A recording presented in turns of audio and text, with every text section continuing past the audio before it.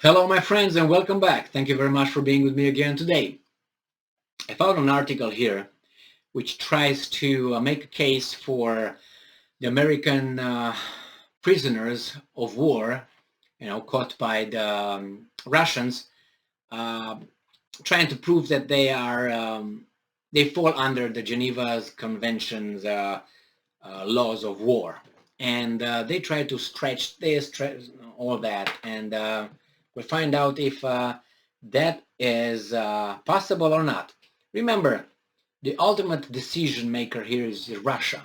So if they say that those are Martians, they will be Martians. That's that's how it is. So this article comes from Yahoo News and from June 23rd, 2022. This is the title. Can Americans fight for Ukraine? Prisoners of war and the laws that protect them explained. They will explain to us. All right, so the Kremlin announced this week that the Geneva Conventions created to protect soldiers detained during wartime does not apply to two American volunteers who were captured by Russian forces. Spokesman Dmitry Peskov told journalists on Monday that the two detainees were involved in illegal activities on the territory of Ukraine, end quote. And I'm quoting again. They should be held responsible for those crimes they have committed, he said. Those crimes have to be investigated. A-OK. By whom? The only thing that is clear is that they have committed crimes. They are not in Ukrainian army. They are not subject to Geneva Conventions. They are not in Ukrainian army. They are not subject to Geneva Conventions.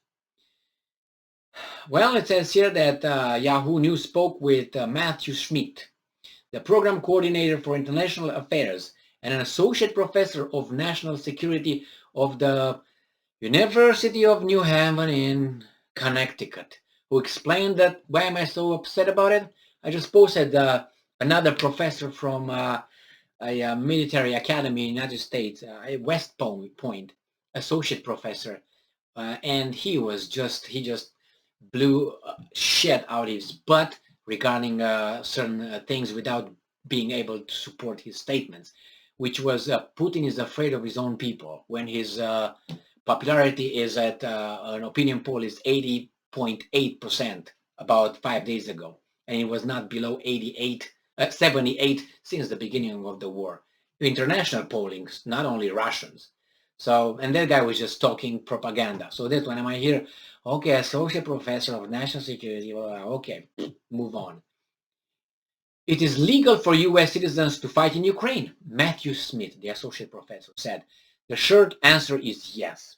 There are laws from the 19th century that would call this into question, but Robert Kennedy, John F. Kennedy's attorneys general and brother, declared during the Cuban Missile Crisis that it was legal for American citizens, Cuban Americans, to go back to Cuba and fight.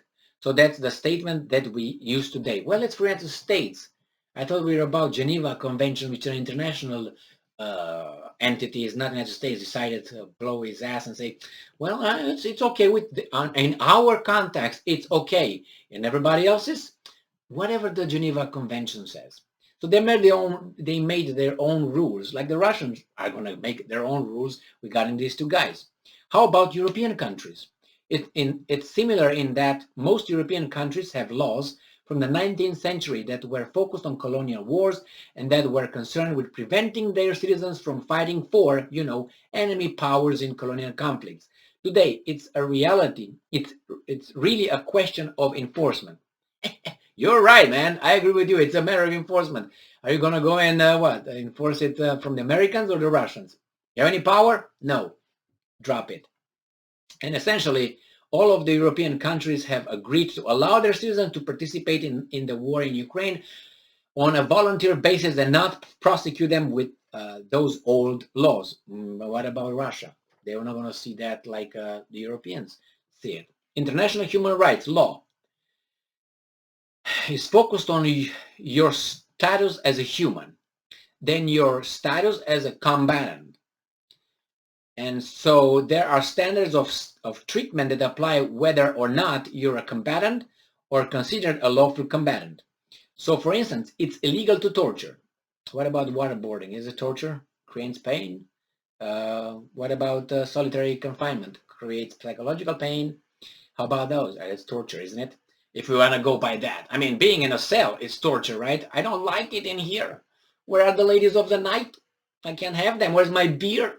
Where's my TV? I can watch the games. So you see, all that is torture for some people. So you can't arrest them. That's torture right there. This is one of the issues that came up in the U.S. global war on terrorism, where the United States did not declare many captured fighters as former military personnel and then engage in what they called enhanced interrogation, which was later admitted to be torture under international law. So these standards still apply, and the United States is a tricky position in arguing against it because of what the U.S. did during the global war on terror against other non-official combatants. So you see, exactly what I said. Are you going to do something? No, I can make my own laws. I can create my own terms. What do we know about how Russia treats prisoners of war and detainees? They don't follow international human rights standards. Okay, he knows. He was over there. So they treat detainees in a way that international law considers torture. Sleep deprivation and other means of interrogation is considered illegal under international law. Examples, boy. There's generalities.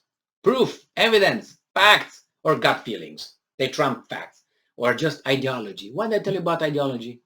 When you have ideologies, your perception of the world, it's inaccurate. Because your lens through which you see reality is blurred or twisted by your ideology, by your hatred towards certain people, certain countries, certain ideals. So there you have. He just said something. Any proof? No.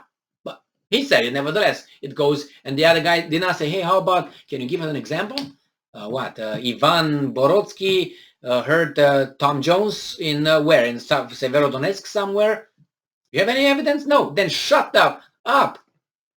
All right. Under international law, how can it be proven whether a detainee was a mercenary or a volunteer? Under international law, there are 6 standards that you have to meet. It's quite strict in order to be considered a mercenary in this case. The secondary standard is that your primary motivation for fighting is private gain, that is for money or pay.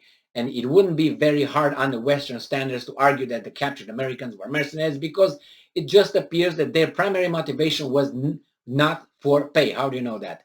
The pay is well below their standards of living in the United States, and so they're not really making material gain. Okay, that's a point if that's true.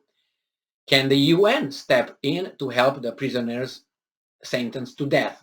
They can petition for access. The National Red Cross can petition for access. Of course, the American Embassy can petition for access, but right now they don't even know the location of the American president. Not yet. Prisoners. And in the end, Russia is preemptively claiming that the prisoners are guilty of war crimes or may be prosecuted for war crimes.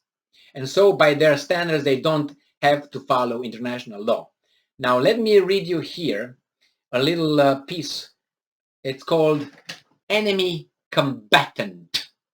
Enemy combatant is a person who either lawfully or unlawfully engages in hostilities for the other side in an armed conflict. Usually, enemy combatants are members of the armed forces of the state with which another state is at war. In the case of a civil war or insurrection state, may be replaced by more general terms part of the conflict, described in 1949 Geneva Convention, Article 3.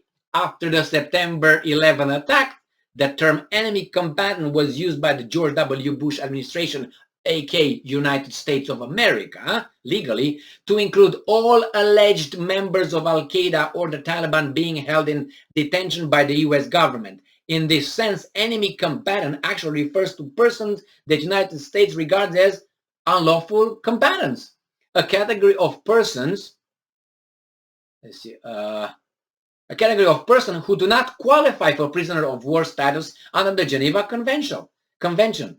However, unlike unlawful combatants who qualify for some protection under the Fourth Geneva Convention, enemy combatants under the Bush administration were not covered by the Geneva Convention. So don't give me ever the term, oh, they are prisoners of war because we say so. Sorry, English. They made up a term, and they said, this is the term, this is how we view those guys. And you guys, who's going to say anything? You? Anybody? Huh? Anybody? I thought so. So that's what happened. So Russia will do the exact thing. Those are war criminals. They committed war crimes. They are mercenaries. They are this, they are that. What are you going to do about it? And I'm not talking about you and I, which I know both things are wrong. What the United States did under the Bush administration, and these guys are doing under that. Immediately that they committed war crimes. Wait a second, investigate them and so on. As I always said, not Russian investigation, if you want to be honest, but then you have to be a international investigation on the Ukrainian side as well, with their claims and so on. So the same thing here.